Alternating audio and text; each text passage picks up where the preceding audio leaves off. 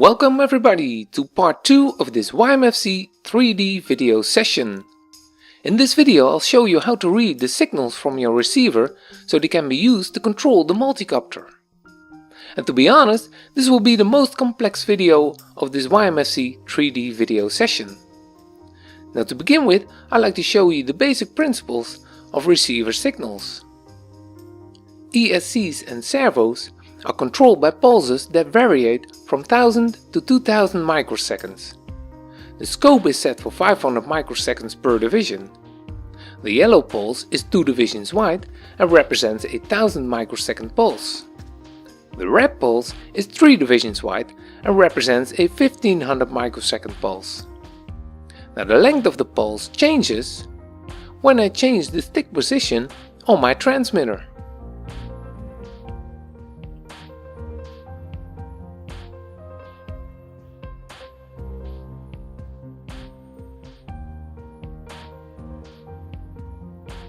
The ESC's off position is usually achieved with a 1000 microsecond pulse. Full throttle is reached with a 2000 microsecond pulse.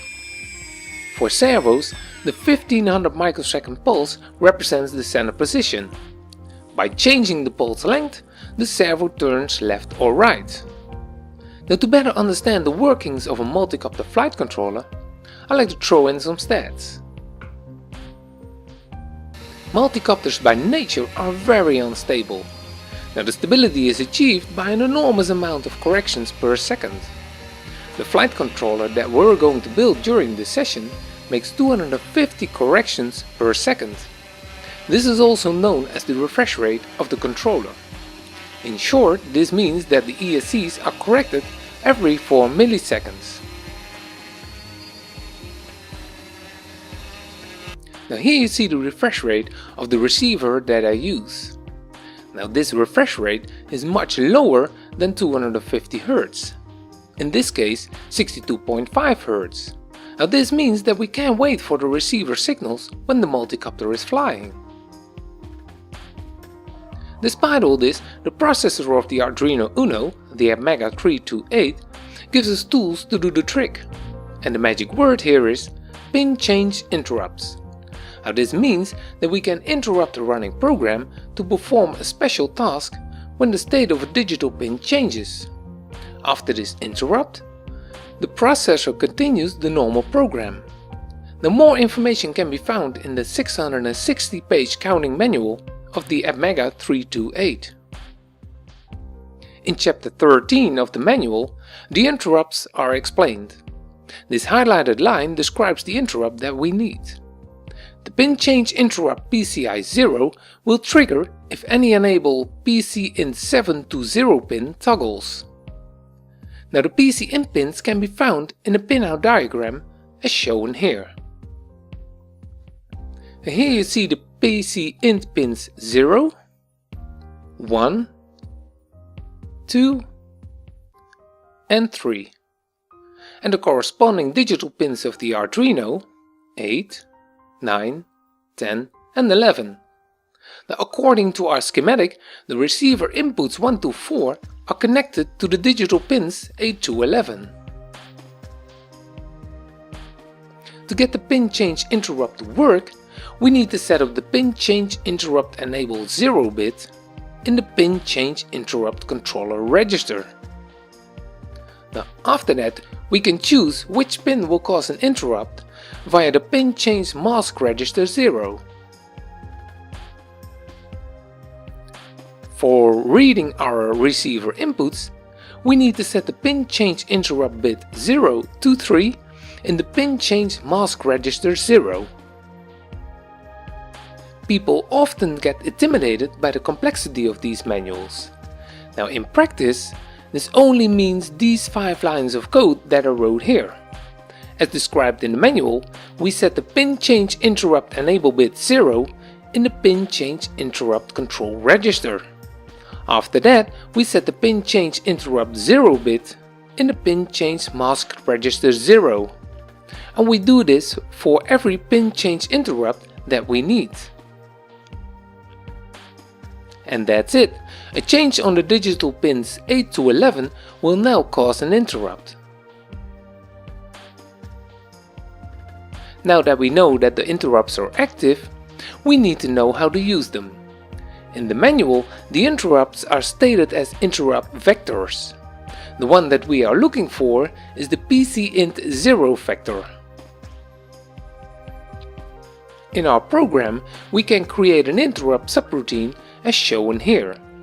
This routine is executed every time the digital pins 8 to 11 change state. Now the next step is to create a program that measures the time between the pole's rising and falling edges. And this is what will do the trick for the first receiver channel. Now the funny thing that you might have noticed is this part over here. Now this is exactly the same as the function digital read. This method, however, requires less CPU loops. And as said before, we need to keep the interrupt routine as short as possible. Otherwise, it will mess up the running program. Let's have a look again at the manual of the ATmega 328. Now in chapter 14, the I/O ports are described. As you can see here, the port B is a register in which the state of the digital pins 8 to 13 are stored. Now the trick with the ampersand is called a bitwise AND operator. In short, it will check if the pin B0 bit in the port B register is set. I'll post a link in the comments for more information about this subject. If we look at our pinout diagram, we see that the digital port 8 of the Arduino corresponds with the register bit pin B0. So with this test, we can see if the pulse is rising. When it is rising, we remember this state in this variable and set the current time in this variable.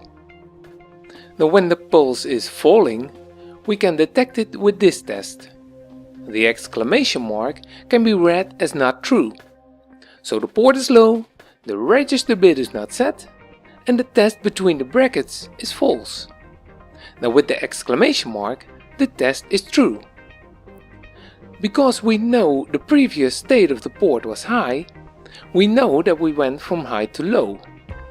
The variable is set to low to detect the next rising edge of the pulse, and the length of the pulse can be calculated. Now here you see the complete interrupt subroutine that I wrote for all 4 channels. Now as you can see, the different receiver channels refer to different bits in the port B register.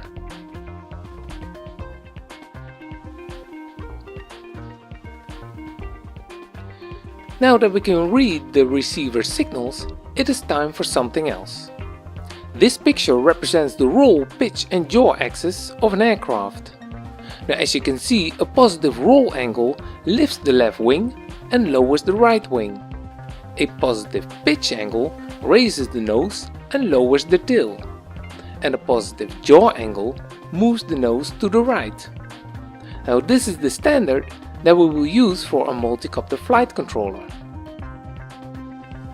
Here you see the complete program that you can download. I'll post a link in the description. The only thing that I added is this subroutine that is called from the main loop. It shows you the receiver signals and the corresponding direction that the stick of the transmitter needs to go. Now this program will help you to set up your transmitter. This is the serial output when the program is running. With all sticks in the center position, all signals should be 1500 microseconds. If not, change the subtrim of your transmitter. Now when you move a stick in any direction, it should correspond with the arrows on the serial output. Now if this is not the case, you need to reverse the corresponding channel. Now the maximum stick position should be 1000 or 2000 microseconds.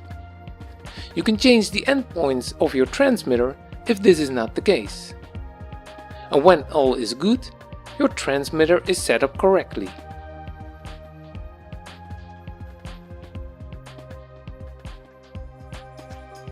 Now you might wonder why the microseconds change in a multiple of 4 and not 1. Now the technical background is not relevant for this video session, But in short, the microsecond timer on the Arduino Uno increments every 4 microseconds. So 4 microseconds is the shortest time that you can measure on a standard Arduino Uno. And that brings us to the end of this video. In the next video I'll explain the workings of a gyro and how to get useful data from it. Now please don't hesitate to leave a comment or question and give it a thumbs up if you find this video useful. And if you're on the forum, spread the word so everyone can enjoy building their own multi-copter flight controller. Now thank you for watching and see you next time.